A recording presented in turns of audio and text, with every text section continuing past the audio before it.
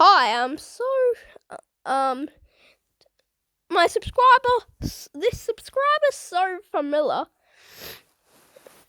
said no coin, and then that got me thinking, how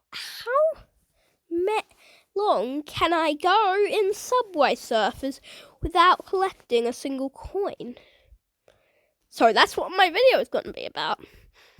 Just ignore the comment from Cooper and Jet. So yeah.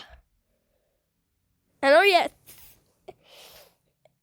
Anyways, thank you for 1.4 thousand views in 22 hours.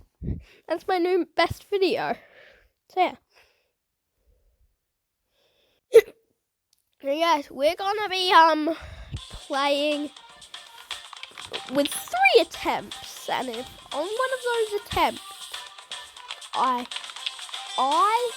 for some reason collect the coin, and the video ends. Now 3 attempts.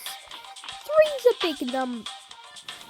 Just ignore that one. I'm just bad at the game. Okay. So let's see how long I can go without getting a coin. Now we've lost our first attempt already. This is going to be hard. And I want a decently long video, not just like a 2-minute video. Okay. Well, that's already our second attempt.